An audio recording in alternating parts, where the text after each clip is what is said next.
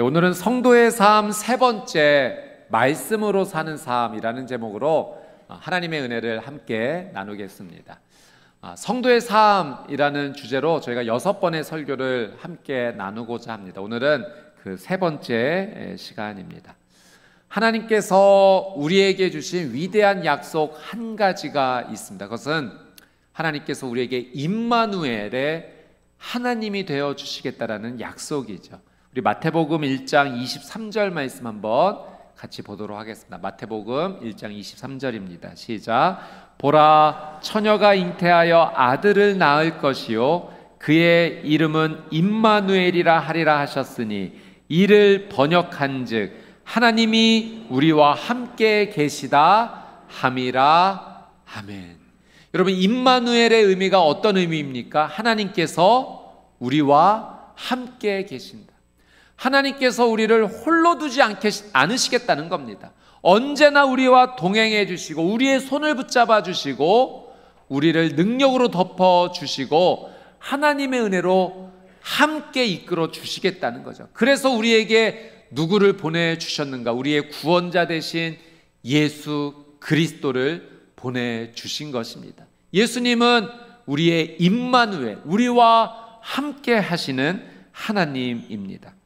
하나님께서 우리와 함께 해주시겠다라고 말씀 약속해 주시면서 우리에게 허락해 주신 것 또 한 가지의 은혜가 있다면 바로 이 성경입니다. 하나님의 말씀, 이 성경을 우리에게 허락해 주셨죠. 이 성경을 통하여, 이 말씀을 통하여 하나님께서 우리에게 주신 은혜가 너무나도 크죠. 오늘 본문 말씀을 통해서 하나님께서 우리에게 말씀을 통해 어떤 은혜를 주실지 함께 나누도록 하겠습니다. 여러분, 하나님의 말씀에는 아주 특별한 능력이 있습니다. 어떤 능력이 있는가? 하나님의 말씀에는 창조의 능력, 생명의 능력이 있습니다. 여러분, 하나님께서 온 세상을 창조하실 때 무엇으로 세상을 창조하셨는가? 하나님의 말씀으로 창조를 하셨어요. 하나님의 말씀이 있을 때 하나님의 그 말씀대로 온 세상의 만물들이 그 자리에 그 모형을 갖게 되었습니다. 태양도 태양의 모양을 갖게 되었고 달과 별들과 온 우주의 구성들, 또 이 지구의 모든 것들도, 동식물들, 우리 사람은 직접 하나님께서 흙으로 빚어주셨고요, 하나님의 말씀대로 이 세상이 창조가 되었다는 겁니다. 그리고 그 안에 생명의 역사들이 일어나게 되었죠. 그냥 모형만 있는 것이 아니라 하나님께서 불어넣어 주신 그 말씀의 능력 안에서 생명이 들어갔기 때문에 이 모든 우주의 만물들이 하나님의 통치 아래에서 그 생명의 운행이 이루어지게 되었습니다. 여러분, 이것은 우리의 삶에도 그대로 적용이 됩니다.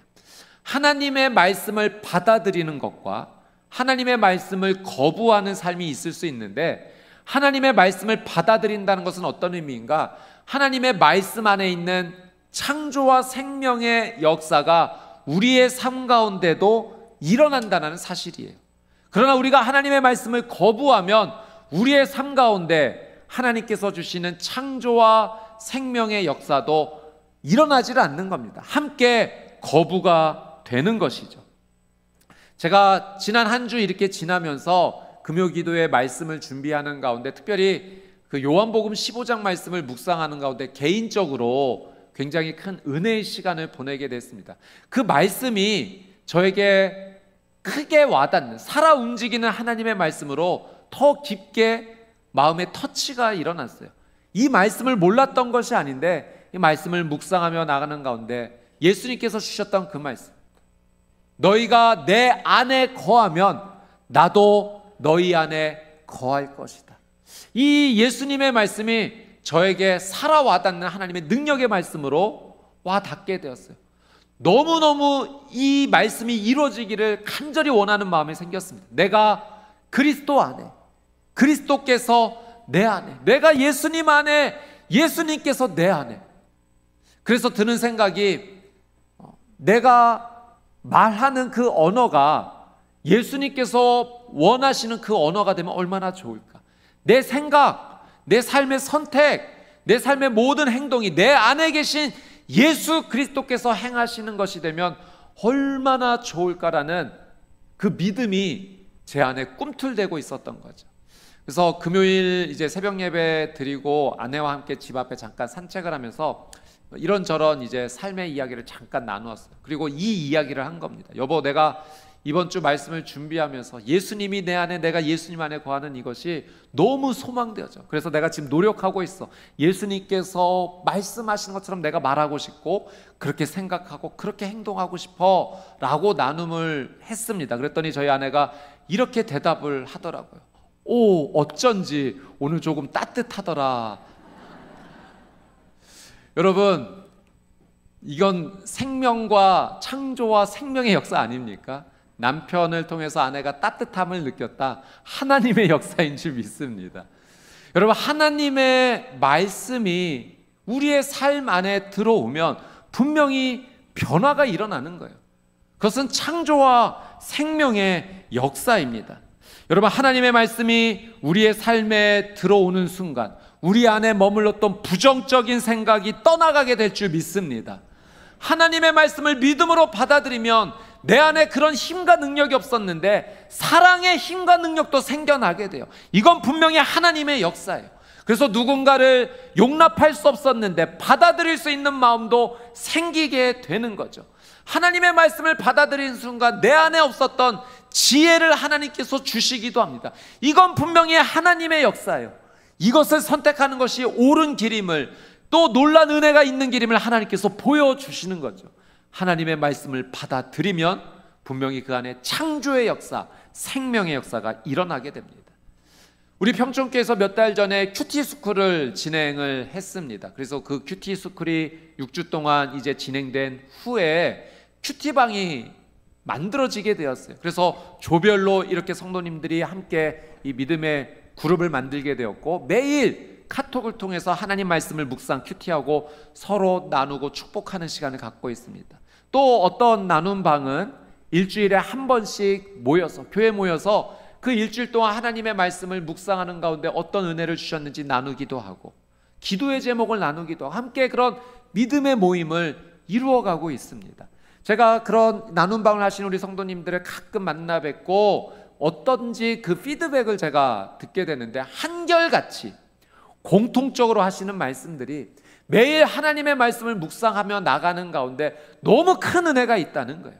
어떻게 이런 일이 일어날 수 있을까 할 만한 일들이 하나님의 말씀을 묵상하는 자신의 삶 가운데 일어난 것이 너무나도 신기하다는 거죠. 여러분, 하나님의 역사가 일어나는 거예요. 말씀이 들어오니 창조와 생명의 역사가 그 삶 가운데 꿈틀대면서 변화가 일어나기 시작하는 겁니다. 제가 어제도 우리 남성 큐티 모임에 우리 남성들이 모였어요. 저도 한 그룹에 이렇게 참여를 하고 이렇게 함께 그 나눔을 하였는데요. 함께 나눴던 우리 집사님의 그 한 가지 나눔이 너무나도 큰 감동이 되었어요. 우리 집사님께서 몇 해 전부터 하나님의 말씀을 아주 꾸준히 계속 읽어 가시는 거예요. 그리고 그 하나님의 말씀이 삶에 차곡차곡 채워지다 보니 그 삶 가운데 변화가 일어나는 거죠. 한 번은 그 자녀들 가운데 아들이 이제 어떤 일에 뭐 쉽게 얘기하면 좀 실패를 한 겁니다. 근데 예전 같았으면 그 말씀을 가까이 하기 전에 본인의 모습이었다면, 야, 너 왜 이렇게 열심히 준비하지 않았어? 하고 닥달했을 자신의 모습인데, 이 말씀이 들어오면서 자신의 언어가 바뀌었다는 거예요. 태도가 바뀌었다는 거예요. 야, 너 정말 너무 수고했다. 이거 실패한 거 너무 안타깝지만 이거 더 좋은 것 주시려는 하나님의 뜻이 있는 것 같아 라면서 격려를 했다는 거죠. 위로를 했다는 겁니다. 여러분, 놀라운 변화 아닙니까? 하나님의 말씀이 들어오면서 그 삶 자체가 하나님께서 이끌어 가시는 창조와 생명의 일들이 그의 삶 가운데 일어나게 되는 겁니다. 여러분, 이제 2학기 하반기 시작되면 또 우리 남성 큐티 스쿨 반도 개강을 할 거고요. 또 우리 여성 큐티 스쿨 반도 개강할 겁니다. 여러분, 많이 오십시오. 하나님의 말씀을 가까이 하는 삶에는 정말로 생명과 창조의 역사가 불일 듯 일어나게 됩니다. 여러분, 여러분의 매일의 삶 가운데 말씀을 가까이 함으로 하나님의 이 은혜를 누리시게 되기를 주님의 이름으로 축복합니다. 오늘 우리가 이 요한복음 말씀을 읽었는데요, 이 요한복음은 사도 요한, 예수님의 제자가 이것을 기록하면서 분명한 목적, 이유를 가지고 이 복음서를 기록했다는 사실이에요. 어떤 목적이 있었는가, 어떤 이유 때문에 이 복음서를 기록했는가, 요한복음 20장 31절 말씀에 이렇게 기록되어 있습니다. 요한복음 20장 31절 말씀 같이 한번 읽어보도록 합니다. 시작. 오직 이것을 기록함은 너희로 예수께서 하나님의 아들 그리스도이심을 믿게 하려 함이요 또 너희로 믿고 그 이름을 힘입어 생명을 얻게 하려 함이니라. 아멘. 사도 요한은 딱 한 가지 목적 가지고 이 복음서를 기록했다는 겁니다. 예수님을 소개하기 위함이에요. 그래서 이 약속을 좀 두 가지로 분류하면, 첫째는 예수님이 하나님의 아들, 그분이 우리의 그리스도, 다른 말로 표현하면 메시아, 구세주이심을 너희로 믿게 하기 위해서 이것을 썼다는 겁니다. 예수님이 하나님이시고 그분이 우리의 구원자이심을 믿게 하기 위해서 이것을 썼고, 또 한 가지 이유는 그분을 믿게 될 때, 예수님을 나의 구원자로 믿게 될 때 하나님께서 그 믿는 자에게 생명을 주신다는 사실을 알게 하기 위해서, 깨닫게 하기 위해서, 가르치기 위해서 이 요한복음을 기록했다는 겁니다. 여러분, 이 요한은요, 이 요한복음 전체에 대해서 생명에 대해서 얼마나 많이 표현하고 강조하는지 모릅니다. 예수님을 믿는 자의 삶 가운데 영원한 생명이 임하는 은혜가 있다는 거예요. 여러분, 생명이란 것은 얼마나 가치 있고 얼마나 귀한 것입니까? 이 세상에 어떤 가치 있는 것을 가지고 온다 한들 생명과 바꿀 수 있겠습니까? 여러분, 누군가가 여러분에게 당신의 생명과 10억을 바꾸자고 하면 바꾸시겠습니까? 여러분, 100억, 1000억을 줘도 생명과 바꿀 수 없는 거죠. 생명은 이 세상에서 정말 가치 있고 존귀한 것인데, 이 생명이 우리가 살아가는 이 땅에만 있는 것이 아니라 죽음을 넘어 하나님께서 준비해 주신 영원한 시간에 생명이 있다는 거예요. 그 생명이 누구로부터 오는가? 예수님을 나의 구원자로 믿는 자에게 주시는 하나님의 은혜로 그 영원한 생명이 임한다는 것입니다. 여러분, 우리 주 예수 그리스도께서 우리에게 영원한 생명을 주시는 줄 믿습니다. 예수님을 구원자로 믿으십시오. 하나님으로 받아들이십시오.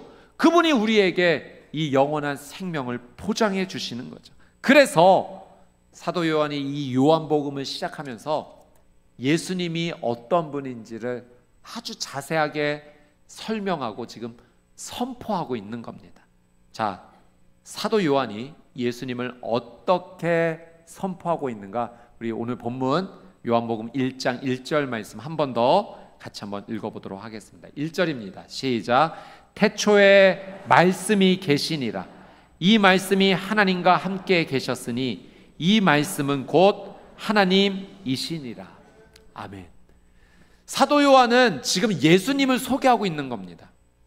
예수님을 소개할 때 이렇게 표현하죠. 태초에, 그러니까 그분은 태초부터 계셨던 분이라는 거예요. 태초에 말씀이 계시니라. 이 말씀이 곧 하나님이시다라고 예수님을 소개합니다. 예수님을 지금 소개하고 표현하기 위해서 사도 요한이 사용한 단어가 있으니 이것은 바로 말씀입니다. 헬라어로는 로고스라고 표현을 하죠. 그러니까 사도 요한이 예수님을 표현하면서 로고스라는 단어를 지금 사용해서 설명을 하고 있는 겁니다. 이 로고스라는 단어가, 말씀이라는 의미를 갖고 있는 이 로고스라는 단어가 유대인, 헬라인, 당시의 모든 사람들에게 의미 있게 와닿는 그런 단어였습니다.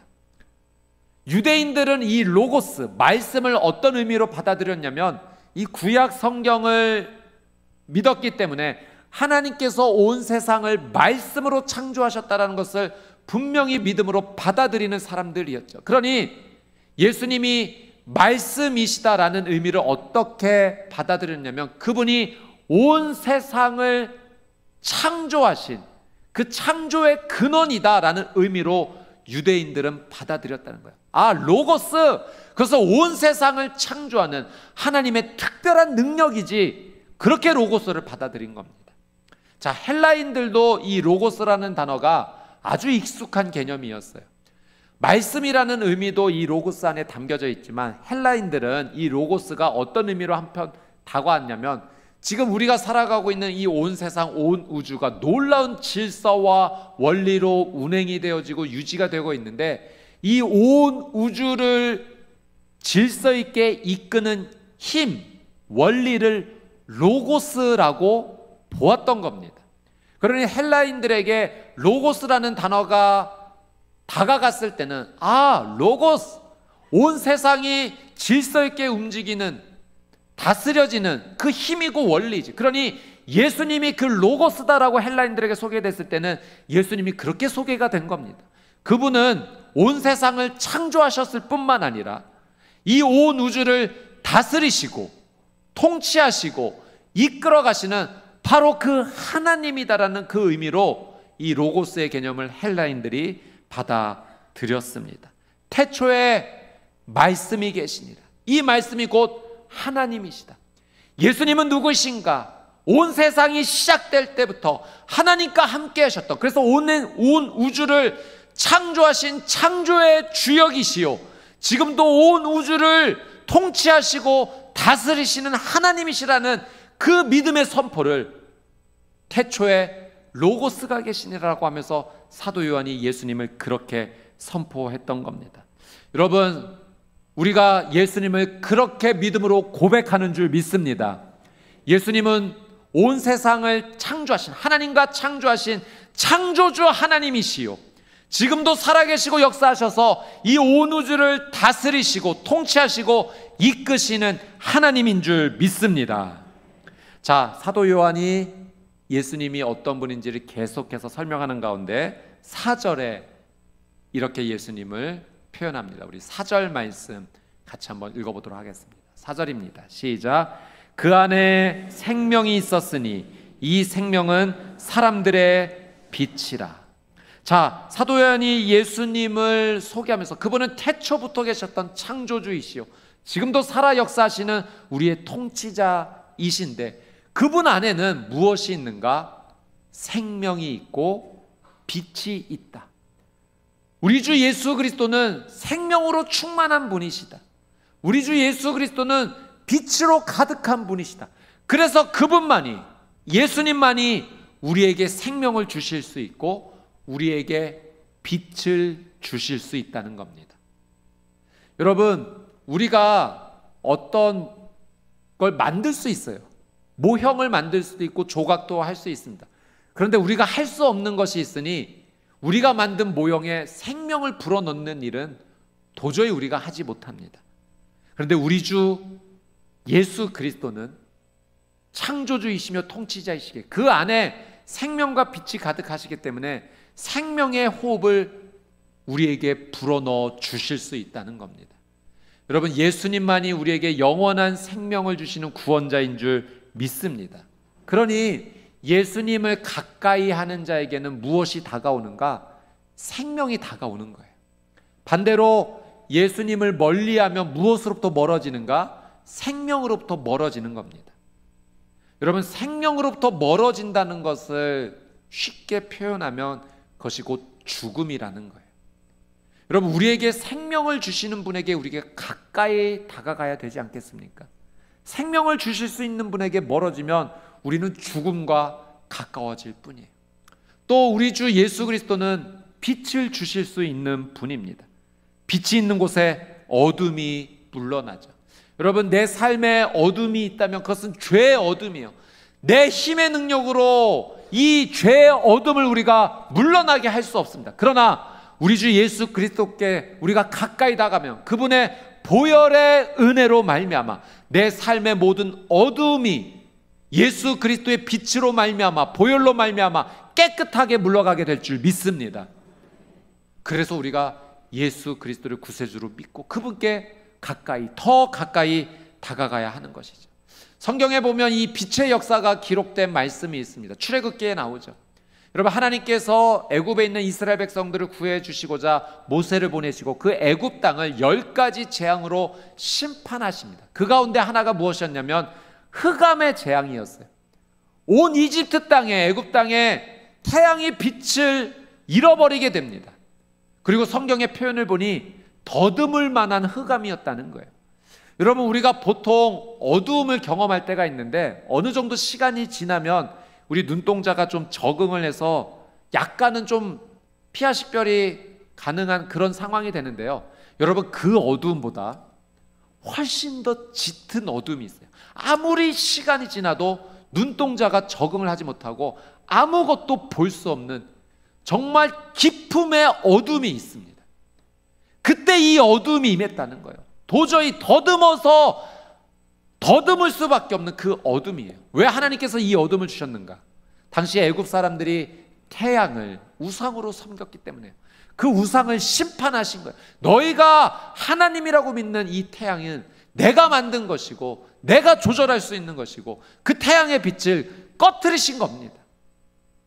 그런데 놀랍게도요, 이스라엘 백성들이 살고 있는 그 고센 땅에는 하나님께서 빛을 허락해 주셨다는 겁니다. 여러분, 우리 하나님만이 우리에게 빛을 주시는 줄 믿습니다. 우리의 죄악의 어둠을 걷어가실 분은 오직 예수 그리스도뿐이에요. 그분께 가까이 나가, 빛 대신 그분께 나가야지만 우리에게 빛의 역사가 일어나는 거예요. 어둠이 물러가는 그 은혜가 임하는 것입니다. 생명과 빛은 예수님의 본질인 거죠. 예수님께서는 우리가 어둠 가운데 갇혀 살기를 원치 않으세요. 여러분, 빛이 있는 곳에 반드시 생명이 있고 빛이 있는 곳에 열매가 있고 빛이 있는 곳에 회복이 있습니다. 예수님을 믿음으로, 그분께 가까이 나감으로 빛의 은혜들을 누리시게 되기를 주님의 이름으로 축복합니다. 오늘 사도 요한이 예수님을 우리에게 소개해 주기 위해서 사용했던 단어는 말씀입니다. 여러분, 예수님 안에 생명과 빛이 있다는 것은 곧 하나님의 말씀 안에도 생명과 빛이 있음을 우리에게 또한 가르쳐 주시는 겁니다. 우리가 예수님을 가까이 하는 삶이 곧 하나님의 말씀을 가까이 하는 삶이요, 하나님의 말씀에 따라 우리가 순종함으로 하나님께 가까이 나가는 것이 예수님을 내 안에 구주로 인정하고 모시고 살아가는 바로 그 믿음의 삶이 될 수 있음을 사도 요한이 우리에게 가르쳐 주는 거죠. 말씀을 가까이 하면 예수님을 가까이 하는 삶이 됩니다. 하나님의 말씀을 사랑하면 예수님을 더욱 사랑하는 삶이 될 수가 있어요. 하나님의 말씀을 품으면 여러분, 우리가 예수 그리스도를 닮아가게 될 줄 믿습니다.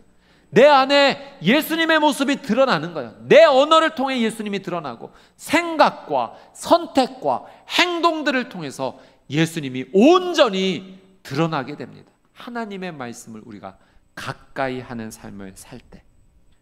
예전에 어느 한 목사님께서 간증으로 말씀해 주셨던 내용이 기억이 나는데요. 이 목사님께서 유학을 가셨을 때 가족과 함께 차를 타고 이동 중에 사거리 한가운데 그만 차가 덜컥하고 멈춰버렸다는 겁니다. 차가 움직이지를 않는 거예요. 그리고 밖에는 비가 억수같이 쏟아지고 있는 상황에서 도저히 이 밖으로도 나갈 수도 없는 이 너무나 당황한 이 상황이 펼쳐지게 된 겁니다. 뒤에 따라오던 차들이 피해가면서 이 교통도 너무 혼잡하게 된 이 상황 가운데 갑자기 청년 4명이 비를 맞으면서 나오더니 이 목사님의 차를 밀어주기 시작했다는 거예요. 그래서 안전하게 이 차가 대피할 수 있었던 겁니다. 근데 이 도움을 준 청년들이 또 후다닥 자기 차를 타고 금방 가버리더래요. 인사할 겨를도 없이. 정말 큰 낭패를 볼 수밖에 없었던 그런 상황인데 누군가가 그렇게 비를 맞으며 자신을 도와준 것이 얼마나 감사했는지 모른다고 합니다.